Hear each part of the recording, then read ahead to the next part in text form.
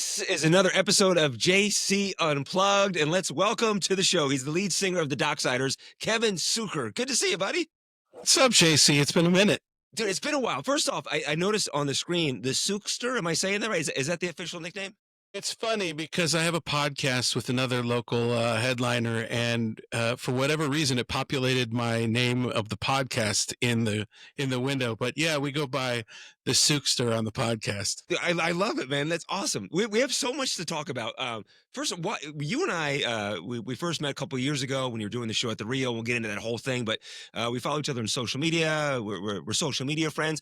What did you post this week that kind of reconnected us together? I found some behind the scenes footage of the TV station at your station, and we did. I think we were getting ready to come into a segment or out of a segment, and we were being teased as being a guest on the show. Yes. So we had a little behind the scenes footage getting ready for the show. Let's talk where we are right now. So Docksiders, Venetian. How long has the show been over there? We opened on the 8th of June of 2024. Yes, and we've just extended through 26. Dude, that's awesome, man.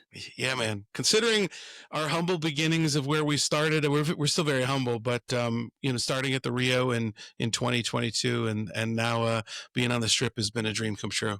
And best of Las Vegas winner last year, right?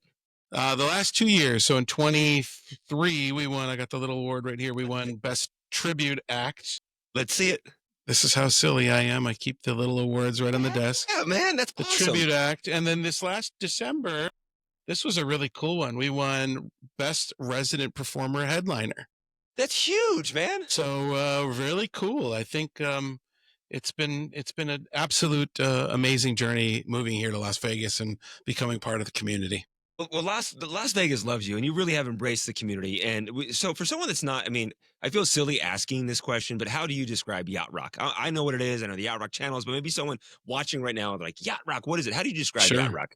Yacht rock is it's more technical than I'm going to make it, but loosely, it's such soft rock hits of the 70s and 80s. So anything that you could fit kind of under that umbrella, we would consider yacht rock. Now, there are some OGs that coined the phrase. Many moons ago, they did a YouTube comedy series entitled it Yacht Rock, and it was this sort of tongue-in-cheek comedy series where Kenny Loggins and Michael McDonald hated Hall & Oates and Christopher Cross, and they wound up having this soft rock beef, and it was kind of cool how it took like this music that we all kind of grew up listening to and made it this new genre that people started talking about. And to your point, when we started touring, when I put the band together in 2017, we'd be standing in Philadelphia or in Chicago, and we'd say, how many people know what yacht rock is? And you get like a very light sort of golf clap of people. But now it's very different. We still do a ton of touring, and everybody's kind of got on the boat, if you know what I'm saying. Yeah, they have. And there's a lot of yacht rock bands out there and tribute bands, but seriously, I think you're the best out there and I think it goes to you, lead singer, fronting this whole thing, and your background of producing and everything else. So let's go all the way back here to the beginning. How did you first get into the music business?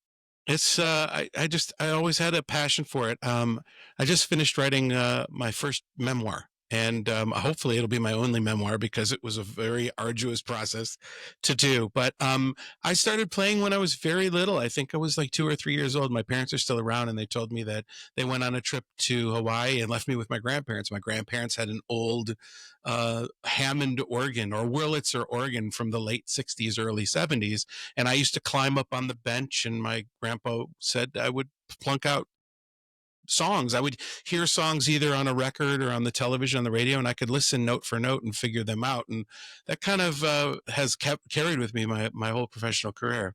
Well, two things there too. Are there many people that wrote multiple memoirs? Usually we would get the good one, right? You get one. Yeah. I'm just praying that nobody's going to say, hey, can you do it again because you didn't get it right? That would be really uncool. Let's get a rewrite because this one wasn't accurate. Yes. And secondly, your parents are awesome. I met your parents. When you and I were hanging out doing the segment at the Rio, your parents were there. It was opening night, and your parents were awesome. So I can say that I met your parents, and they're great people. Absolutely. And you know what? When they come to town and they visit Las Vegas, they must insist that we put you on TV so they can see you do your thing too. I love so it. So they're huge JC Fernandez fans. That's fantastic. Listen, four-time Grammy nominee. Talk to me about how the whole Grammy nomination process and how this whole thing came to be. Yeah, so I was managing an R&B artist at the time named Eric Benet, who was signed to Warner Brothers Records, and our story and how we connected is pretty amazing. We were in a band together when I was 19 years old. We're We come from the really same hometown, so we've known each other a very long time. And we went our separate ways. I built a commercial recording studio in Milwaukee, and I had kind of given up being an artist because my time had come and gone. The 90s happened. I really didn't get close enough to get a record deal for the songs that I was writing and producing for myself. But I started recording a lot of other bands and producing a lot of other artists. And when Eric had an album at Warner that kind of laid a goose egg, he made it with David Foster, who's one of my favorite producers on the planet. Commercially, it didn't sell a lot of copies, so it was considered a flop. And when Eric went to the label to get more money to make another record, they just said no. So, interesting enough, he ran into my mom and dad at a movie theater while he was at home visiting his family. And my mom said, Kevin's got a studio downtown. Here's his number. And we hadn't talked in over a decade. And he called and said, crazy story, man, but I don't have any money to make a record. I need to make a record. Are you interested? And I said, come on in, man. Let's make a record. So that record we made took us 2 months. The label was not interested in it. We leaked the single. It went to number 1 and completely resurrected his career. And I remember getting a call from our regional radio rep who lived in Atlanta at the time, is an incredible guy by the name of Kevin Weeks, who worked the southern parts of the U.S. at radio. The night before the Grammy nominations in 2009, he said, please don't call him and tell him, but you guys are nominated for Best Male Vocal R&B and R&B Album of the Year. Oh my And gosh. this is a studio that we made just out of love, and a record we made out of love. No crazy budgets, no huge time crunches. No, we did it because we just had a passion for the music, and we had such a history together. And to have garnered those Grammy nominations were incredible. Now, we flew to LA, we went to the Grammys, did all the parties the week of. And I don't know if your viewers know, but they give the majority of the awards are given out between noon and 5 p.m. During what they consider the pre-telecast. So there's like 90 awards that are given out, and you're standing in a room full of celebrities and your heroes, and they're reading the awards just like they would on TV, except these aren't televised. Anyway, we were late in the day before we went into the Staples Center for the award show, and we lost both. And honestly, there's a lot of. I'm very honored that my work was recognized by my peers, but I really wanted my mom and dad to have that sitting on a mantle Right? somewhere, and it didn't happen. And we were nominated again in 2011 for Best Traditional Male Vocal R&B that I engineered and mixed, and it didn't happen there either. And I said to my wife after my a second Grammys that we went to, I said, I'm not coming back until we know we're going to win. Sounds really bad, right? No, hey, it's an honor to be honored or honor to be nominated, right? That's It what they is. always say. It is, What? but it would have been cooler to win. Oh yeah, absolutely. But what a cool. I mean, do you like break down that whole interaction between your mom and Eric? Like, what if your parents didn't go to the movies that night, or what if your mom was going to, Dad, go say hi, or Dad's like, no, don't go say hi. Like, what if that moment didn't happen? I mean, that changed the trajectory of your life. That Yes. interaction. It's so funny you bring that up because I just wrote this aspect of what my life was, but I was 38 years old at the time when this happened. And at 38 you start thinking, wow, my life is kind of, passing me by in an industry that's dominated by youth, right? Like, it's no secret that the music industry is really kind of dominated by younger people, especially the ones that are on the radio and making, top 40 and pop music and stuff. So I had all but kind of given up. Like, my studio was busy. I really was passionate about the work I was doing. And at one point, I was like, I think I had two small children and I needed to figure out how to make a living. And the studio was just kind of paying the bills to keep the studio open. It wasn't Mhm. really necessarily paying me because budgets were drying up in the record industry. And quite honestly, living in Milwaukee, it's not the mecca of music. as LA or even Vegas is for that point. But I went and I sold surgical mesh. And I kind of I was moonlighting as a surgical equipment salesperson, and I was slowly dying. Like I really felt like my life was my calling and my passion for my creativity was really going to be over, and I needed to kind of get a real job. Hmm. And it was at that moment that my parents ran into Eric. And I tell people this, it was like a light switch. Something just changed. And from that reconnection and those projects, my life just took a completely different trajectory. It was incredible. Wow, life happens for you. These things happen for you. It's crazy. You said so. You leaked the song. What do you mean by leaking the song? So Eric basically turned in this album that sold 80,000 copies. They spent $2 million dollars on a record. And back then, when you're not selling millions of records, it was considered a failure. And then you have the reason the price tag was so big is because obviously David Foster was a producer on it. So when he delivered his next album to Warner Brothers, the label said, "We're not going to put it out." He said, "Can I get some more money to make some more music?" They said, "We're not going to give you any more money." He said, "Can you let me go out of my contract so I can find another company that would be interested in putting my music out?"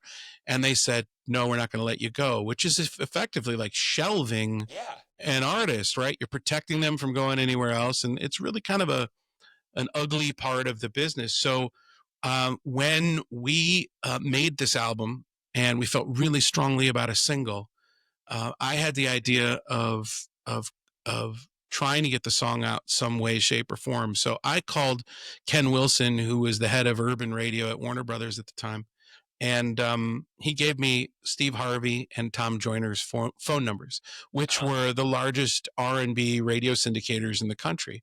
And the way that worked is if they played the song once, it counted for 3,000 spins because of all the different radio stations they were on across Yeah. America. Okay. Yeah. So uh, Ken told me, "You didn't get these phone numbers from me." I called both of those gentlemen and I told them, "This guy's being taken advantage of. He's an incredibly talented artist. You guys know him. You guys like him." And they said, "Send us the song."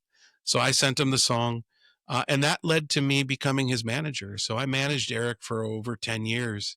I made 3 albums with him, and built my management company, and sold it in 2013. That was another interesting story. Well, okay. Let's dive into that because we go get the time. So, how do you end up selling? You then start a successful management company. How do you sell a management company? You sell the rights to the artists that you represent. Yeah, so I had about 16 artists in my stable. Artists, writers, producers, some really, really amazingly talented people. And then I met some oil guys in the Houston area, and they wanted to get into the movie business and they also wanted to get into the music business. So they made me their CEO of their music division, which was going to be, they said, "Build your dream company." And my idea was to have a management company that also bought music publishing catalogs.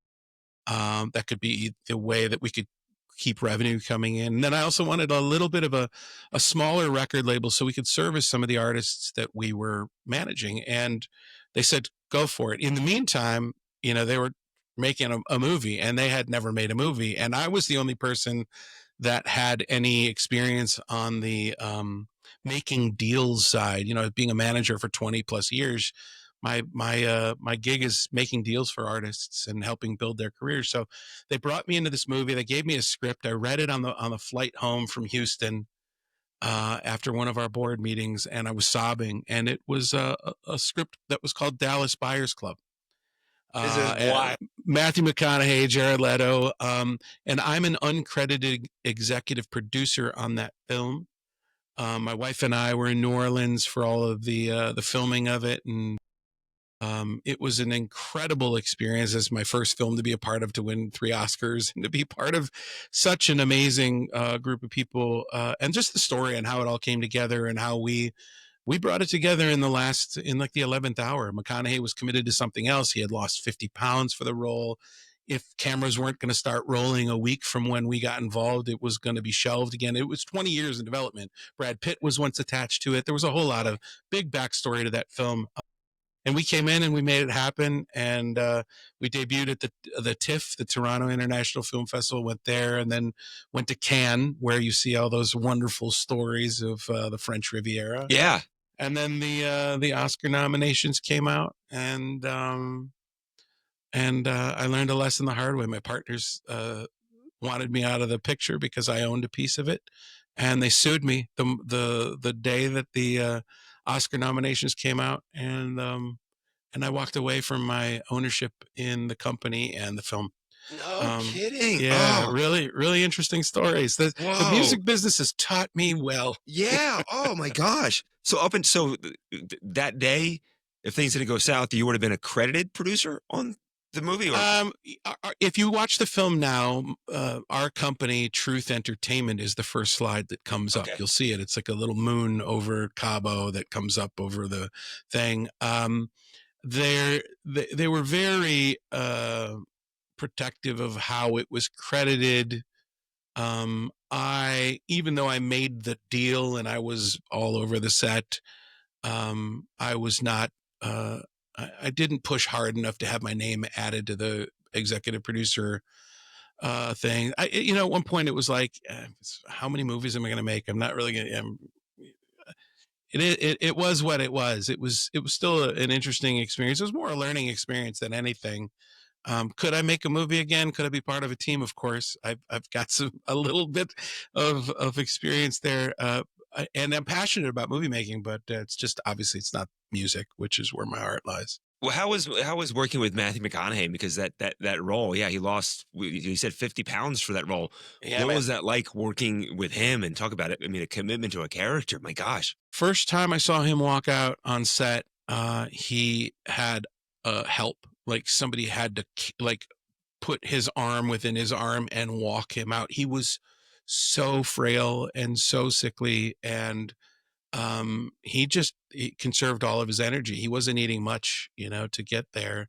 And at the wrap party, he and I talked, and I was like, "What are you looking most forward to?" And he's like, and only the way McConaughey could say it is like a hamburger.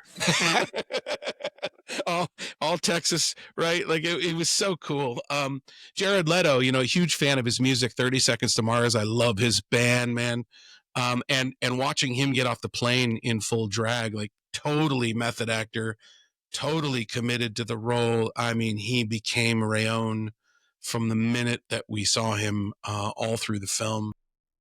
Jennifer Garner was added very late to Right, the Garner was film. like, Yeah, yeah. she was in that film. Um, But McConaughey, so it's been a minute since I saw the movie, but he gets AIDS, right? HIV positive. Correct.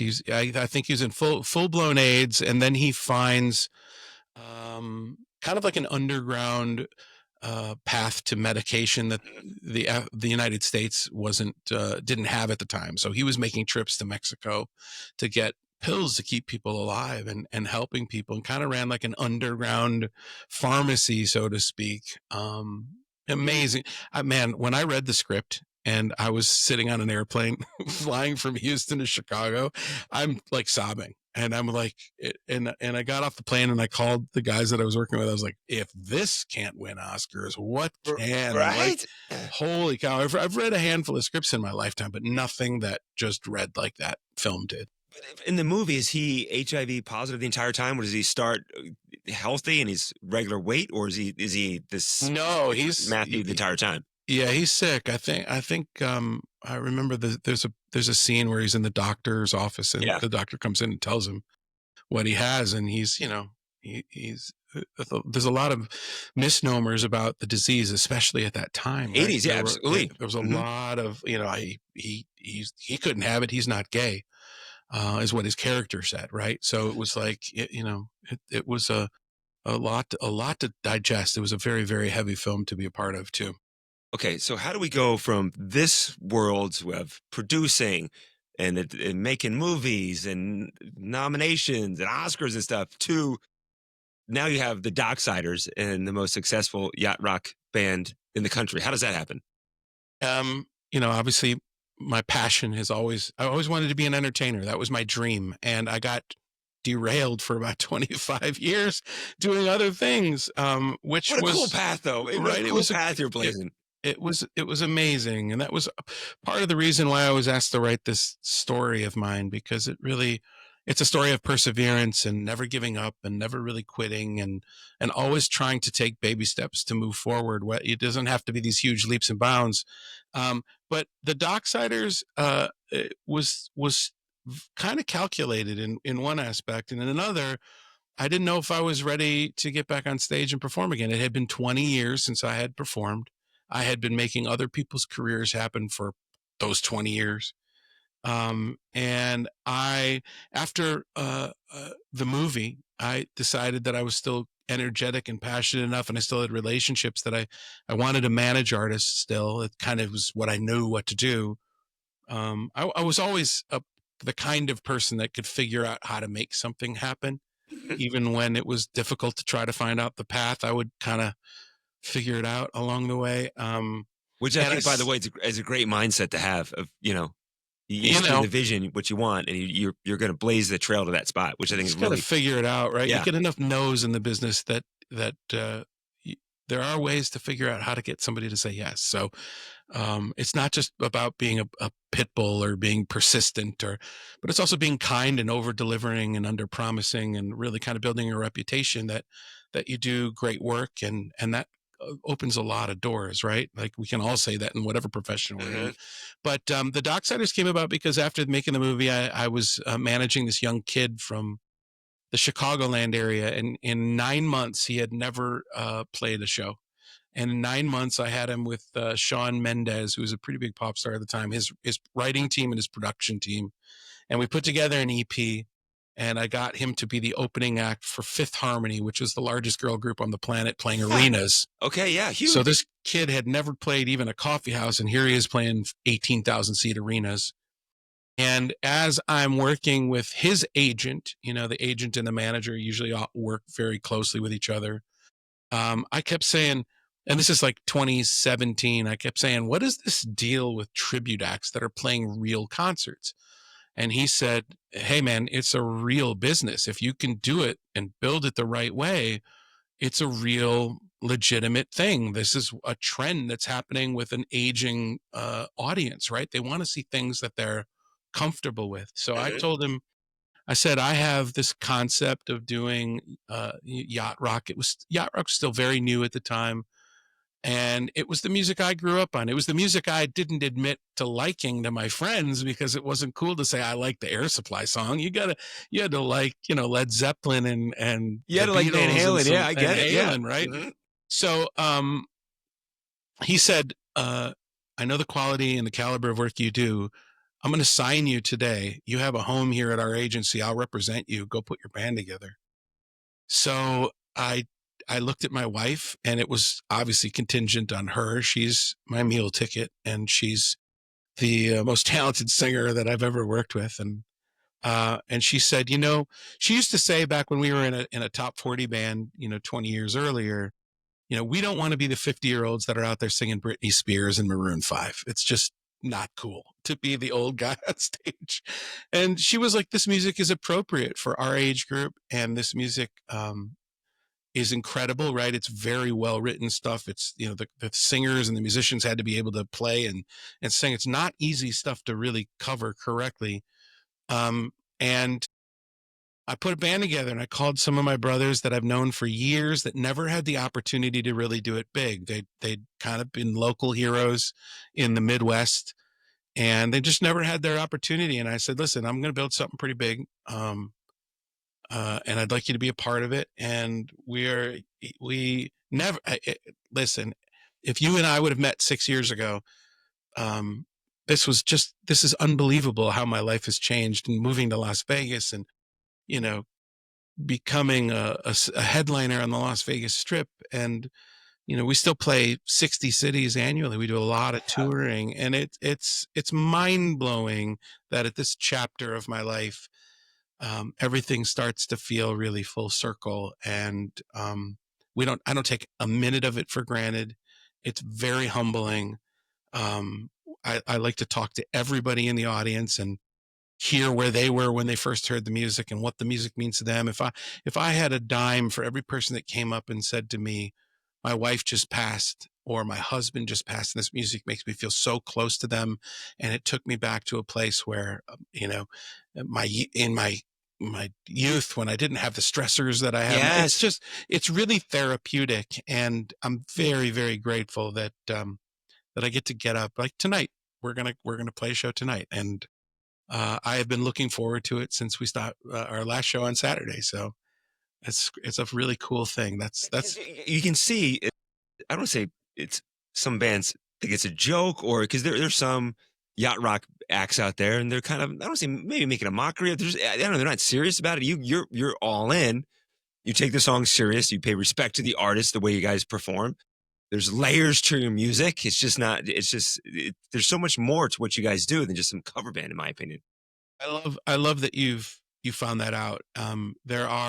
Uh, there are there's a handful of there's a yacht rock band in every city, Mhm. and they're popping up all the time. And obviously, as it's part of my gig, right, to find out who's doing what and to see what they're doing, and how we do it differently.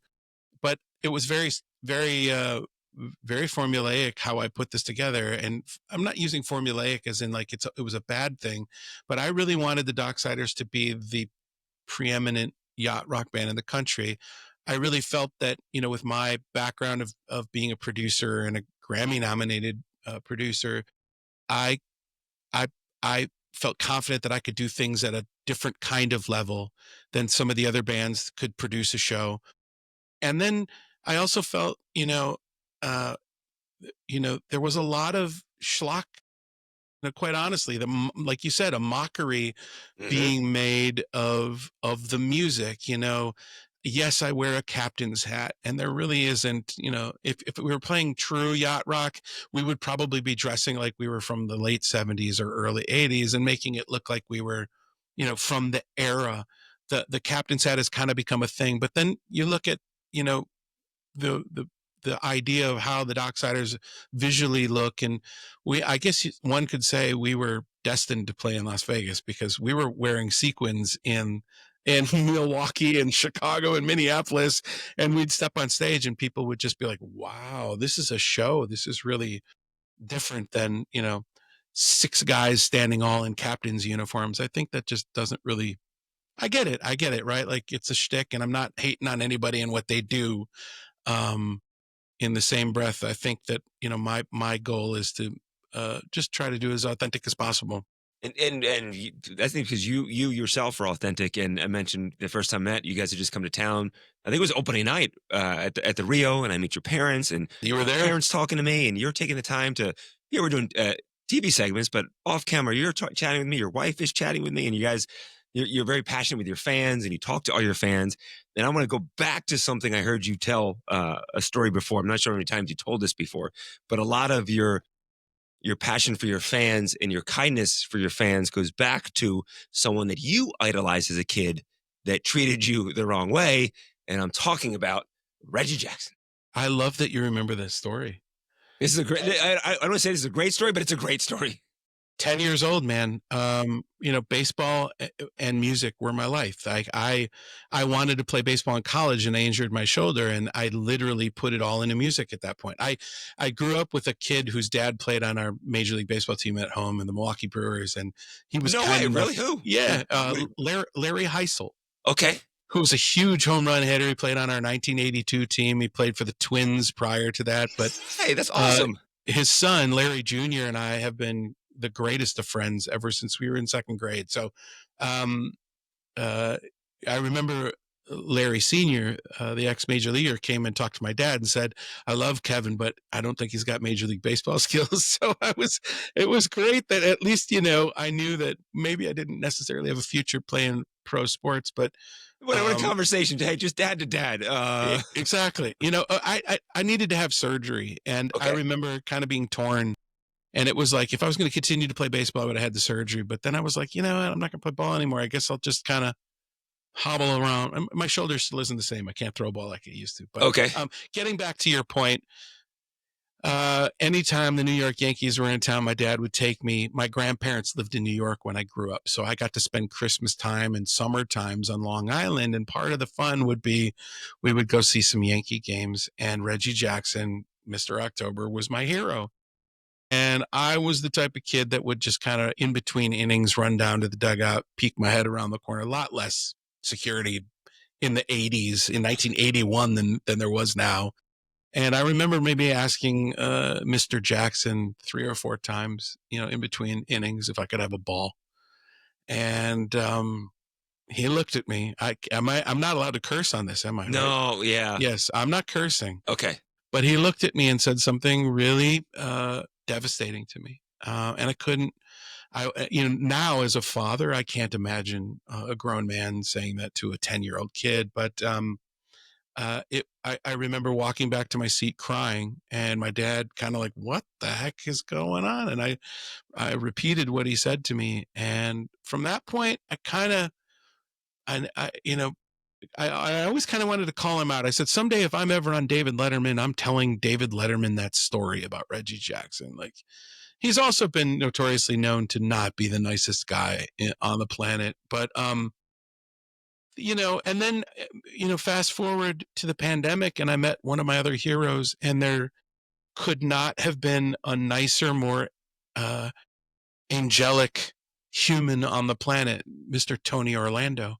And Tony's the reason we're here. So you have this polar opposite of somebody who cursed at a child and realized that, that can be devastating. Yeah. Because he was my hero. And then you have this another hero that I listened to his music when I was 6 years old, and it was my favorite music on the planet.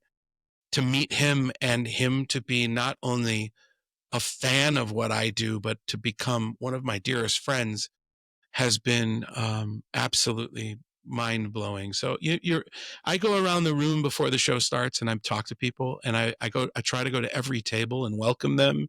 I ask them where they're from. Typically, I have a story about their hometown or a restaurant that I love in their hometown, and we connect right off the bat. People tend to say that they love to see my wife and my relationship on stage. Um, it's part of the show because that's unique to the Docksiders. But it's who we are, and it's really authentic. We're not putting a show on to just impress people. It's who we are here in the house. Well, So, yeah, and I love that you're not dismissive of your fans, because yeah, man, that moment yeah, for you to go up to Reggie Jackson was like the moment for you. This was it. This was your hero, and there's no, I guarantee you, Reggie does not remember that night or that moment. Him, yeah, get sure, out of here, kid, and he just moves on. But for you, right. it changed the way you think, and here we are, all these decades later, and this story still resonates with you, the way he treated with you. And for you, you mentioned earlier, someone come up to you and say, "Oh my gosh, that song reminds me of my wife who passed away," and not to be dismissive of that fan says a lot about you. And I also think, managing artists and being around a lot of famous people as I was for 20 years, like I would sit in a restaurant, and I'd be sitting at the table with some really heavy hitters that Mhm. we all know, and people would, come up to the table and ask for a photo or ask for an autograph. And somebody would be in the midst of taking a bite of their meal, and they'd be interrupted by 3 or 4 people, and then this happens over a period of time. And I realized, like, I remember saying to my wife at like when I was 40, about 2 years into, managing, um, I'm kind of happy it didn't happen for me in that regard. Like, I didn't become this super famous guy because I was watching my friends not be able to live a life quietly and Yeah. peacefully wherever we would go. We would go do the Capitol Jazz Cruise, and my artist would have to stay in his cabin the entire on his days off. Because if you wanted to grab a book or a glass of wine and lay by the pool, there were 400 people that wanted to take photos. So I could walk around these cruise ships and nobody would care. And but I think what it also did is it got me ready for this too, because I always said it's those people that buy tickets. It's the fans that allow me to get up every morning and get ready to go do a show tonight at the Venetian. I mean, I say it out loud and it still feels like mind blowing to me. It's not lost on me in any way, shape, or form. And I love meeting the people. It's part of it's one of my favorite parts of the whole thing. That resonates with me because I'm the same way. I get to work here. It's the newsroom of Channel 8 Yeah, behind me. man, it's great. I'm on the morning show at Channel 8. I'm a lifestyle show host on Channel 8. I got this streaming show. I'm the same way. I never want to take it for granted. So many times I'm like, just turn around and go, holy, what am I? Yeah. What is this life? Right. It's It's wild. so cool, right? Tony Orlando. Yeah. He had a big part in you guys getting your first Las Vegas residency, correct? He did. How did that whole thing play out? Amazing. It was we were just coming out of the pandemic, and the world was kind of slowly coming back to life. And in 2021, early 22, I was asked to produce the entertainment post Super Bowl in LA. So it was the year that the Rams played the Bengals Okay, yeah. at SoFi. So I was hired by the team that did the post Super Bowl entertainment for the Cincinnati Bengals. So we brought in some really big musicians to the Bengals stayed at UCLA.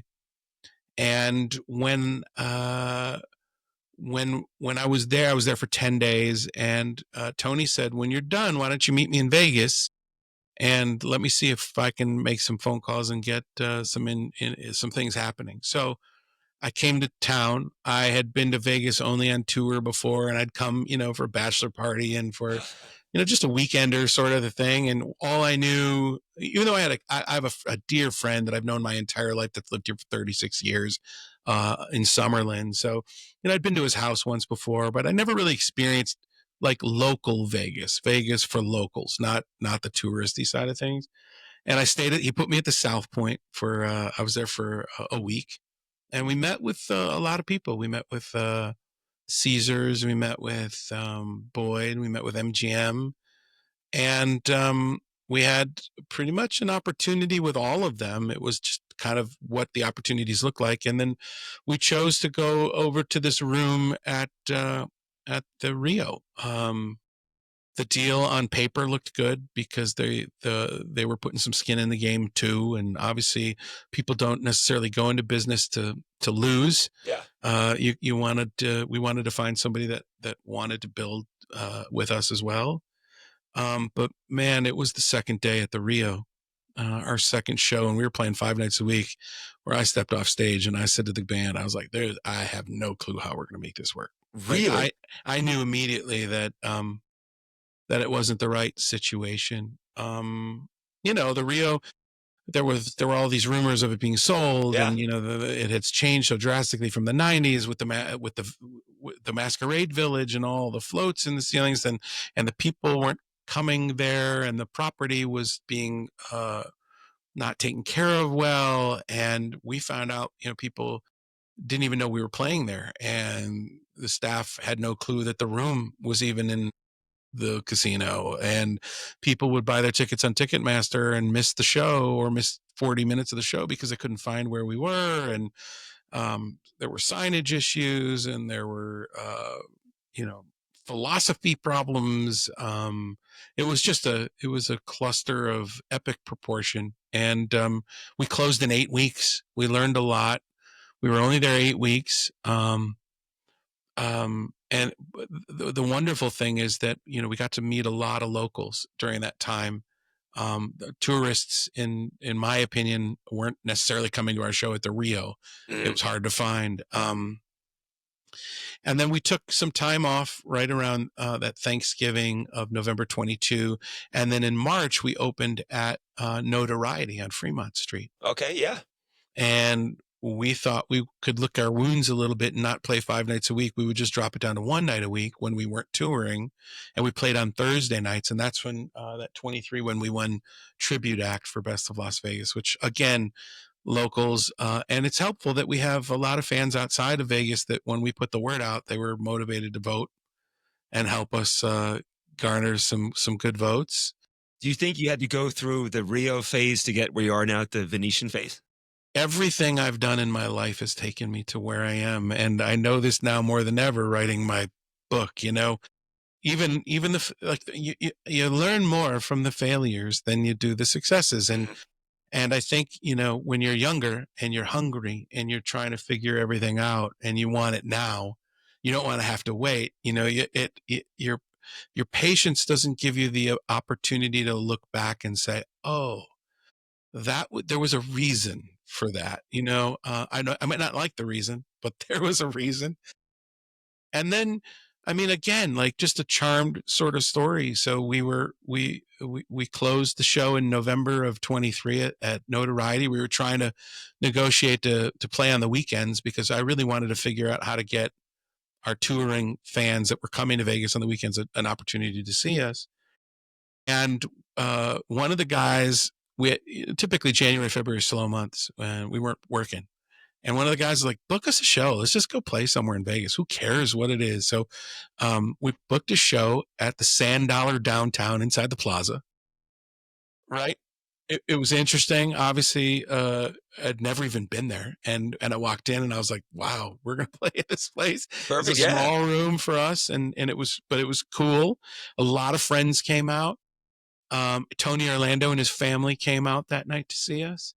And as we were leaving, and I walked Tony and his wife and his daughter to their car in the parking lot, and I came back in, there was a local writer who had written some beautiful words about the Docksiders on the entertainment scene. And he came up to me and he's like standing and he's like, there's a guy behind me who came to see you that's building a 350 seat showroom in the Venetian. He wants you to be their headliner. Oh. And I went, first of all, like when I moved to town, I said the spot for us is the Venetian. And I'm going to put this on. I've never said this publicly yet, but I'm putting this out and I'm manifesting this to your viewers and to our viewers. I would love to headline the Summit showroom inside the Venetian. That's my dream room here in Las Vegas. That's the place that you will see the Docksiders at the top of their thing. Anyway, nothing taken away from where we're at now. No, it's the climb. At all. Climb, yeah. So I met him. He's an incredible guy, Noel Bowman. He owns the -5 ice bars that are in the Mandalay and at the Venetian. And he's got the 1923 Prohibition bar at Mandalay. And he was building a bigger version of that. And he's like, I don't necessarily know how Yacht Rock and Prohibition are going to merge. He goes, but I think I kind of want to do it. And within weeks, we had a deal. Our show has always connected there. I don't understand why. I'm hopeful that it's just, this part of it is the location of being, in the center of the Strip, with all the sphere traffic is very helpful. True, yeah, right, yeah. I believe that people at the Venetian are our demo, like our age group that stay at the Venetian. I'd like to think are the Yacht Rock fans, that sort of 40 plus to 65 even and older. And man, it has been a dream come true. I love it. We're playing tonight, tomorrow, and Saturday, and there's nothing about it that makes me go, oh, I got to go to work tonight. Right? Nothing at all. It's a great feeling, waking up excited to go to work. Listen, Kevin, we hit our 42 minutes here, man. It's the Sounds hour. Good. Our hour's up, brother. This has been fantastic. We spent some time together before, and to sit here and go long form with you and chat with you and get more of your story was just fantastic. But real quick, before I say bye, how long have you and your wife been married?